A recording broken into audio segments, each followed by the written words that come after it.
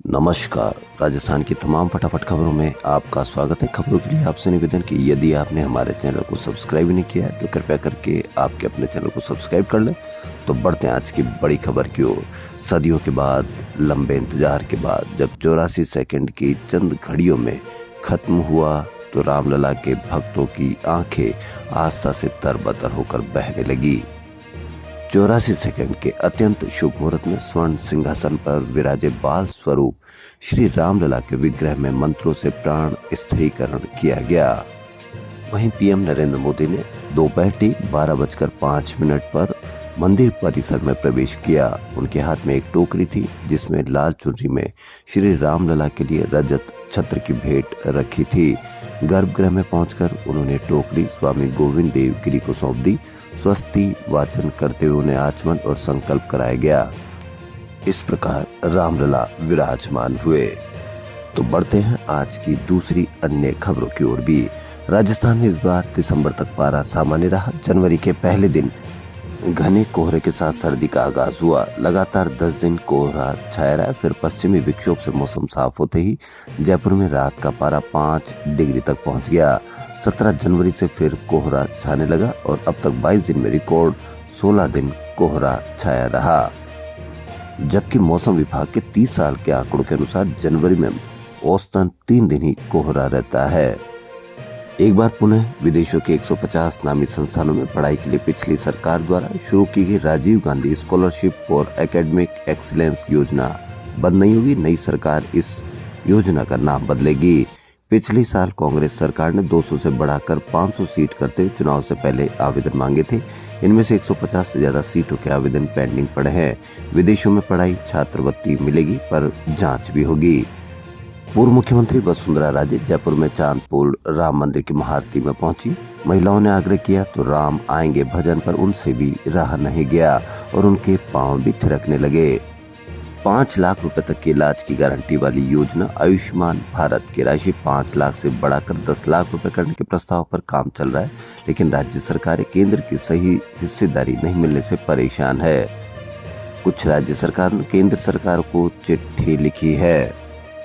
Non PRN के 900 colony के बीसलपुर का पानी पहुंचाने के लिए पृथ्वीराज नगर सेकंड फेज के तहत काम शुरू हो गया है।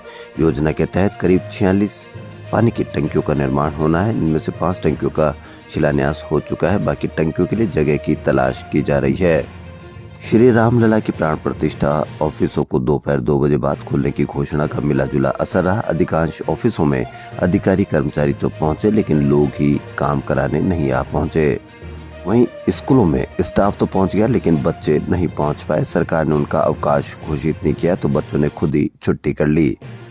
टाटा मुंबई मैराथन में जयपुर के 73 वर्षीय दामोदर प्रसाद ने स्वर्ण और राजस्थान पुलिस ने एसआई शेर सिंह ने कांस्य पदक जीता है। मुंबई में आयोजित टाटा मैराथन में दामोदर ने 70+ कैटेगरी में हिस्सा लेते हुए प्रथम स्थान हासिल किया।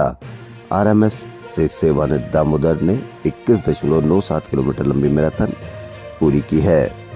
वहीं एक राजस्थान की एक कोर्ट ने जयपुर शहर उत्तर ने बुजुर्ग पिता के भरण पोषण से जुड़े मामलों में शास्त्री नगर निवासी चारों बेटों मनमोहन, चंद्रमोहन, हरिमोहन और रविमोहन को पाबंद किया कि वह उम्र भर अपने पिता को तीनों समय पौष्टिक भोजन करवाएंगे। इसके अलावा प्रत्येक बेटा हर माह 500 रुपए अपने पिता को खर्च के लिए भी दे और पिता को चिकित्सकीय सेवा व जरूरतों को देखते हुए उसे ये सेवाएं भी देंगे। कोर्ट ने प्रार्थी पिता को भी पाबंद किया कि वे शराब पीकर घर में किसी तरह का गलत आचरण नहीं करेंगे। यानी बुजुर्ग पिता को चारों बेटे उम्र भर खाना खिलाए। एक ऐसा अनोखा फैसला, सराहनीय फैसला। श्री कुमाऊं क्षत्रिय सामूहिक विवाह समिति का 32वां सामूहिक विवाह सम्मेलन 14 फरवरी को बसंत पंचमी पर वैशाली नगर स्थित मंगल महल मैरिज गार्डन में किया जाएगा। समिति के अध्यक्ष रमेश चंद्र रानोलिया, महामंत्री कमलेश कुमार मारूठिया, प्रचार मंत्री रूडमल कारगवाल और कोषाध्यक्ष राम नारायण बाबेरीवाल ने बताया कि नवविवाहित जोड़ों का समिति के कैंप कार्यालय जयपुर में रजिस्ट्रेशन जारी है। विवाह सम्मेलन बेटी बचाओ बेटी पढ़ाओ का संकल्प दिलाया जाएगा। अयोध्या में रामलला की प्राण प्रतिष्ठा महोत्सव पर बेरोजगार युवा मित्रों ने शहीद स्मारक पर जयपुर पर 1100 दीपक जलाकर सरकार के सामने रोजगार बहाली की मांग रखी। युवा मित्र संघर्ष समिति के प्रदेश उपाध्यक्ष इंद्रराज ओला ने बताया कि सोमवार का दिन देश के लिए गर्व का दिन है। हमारा सीएम से निवेदन है कि आपके राज्य में 5000 युवा मित्र इस कड़कड़ाती सर्दी में राजधानी की सड़कों पर अपने रोजगार की लड़ाई को लड़ रहे हैं। उनका बड़ा दिल दिखाते हुए राजीव गांधी युवा मित्रों को तुरंत प्रभाव से बहाल करना चाहिए। युवा हल्ला बोल के अध्यक्ष इरा बोस का कहना है कि सरकार का कोई प्रतिनिधि उनकी सुध नहीं ले रहा है।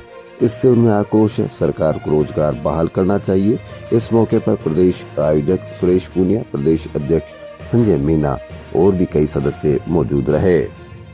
कोटा में 51वीं मिस्टर राजस्थान बॉडी बिल्डिंग एवं फिटनेस चैंपियनशिप में उदयपुर के अनिल कुमार मिस्टर राजस्थान चुने गए। अजमेर के पदम लखन रनर अप रहे। विधानसभा में आज से शुरू होने वाली कार्रवाई के हंगामेदार रहने के आसार हैं। सदन में अब 4 दिन राज्यपाल के अभिभाषण पर चर्चा होनी है। इसी को लेकर मुख्य विपक्षी दल कांग्रेस ने सरकार को घेरने की रणनीति तय की है। विपक्ष का सबसे बड़ा मुद्दा राज्यपाल का अभिभाषण रहेगा, क्योंकि राज्यपाल के अभिभाषण में बचनलाल सरकार का रोड मैप तो था ही, पिछली सरकार के कामकाज योजनाओं की भी जमकर आलोचना की गई थी। कांग्रेस ने अपने विधायक दल की बैठक के बाद पार्टी ने इसी को मुद्दा बनाने का तय किया है। वहीं आज कांग्रेस गांधी सर्किल जयपुर पर मौन सत्याग्रह का विरोध प्रदर्शन करेगी। कांग्रेस का आरोप है कि असम से निकल रही पार्टी नेता राहुल गांधी के भारत जोड़ो न्याय यात्रा को रोका जा रहा है। यह प्रदर्शन इसी के खिलाफ किया जाएगा।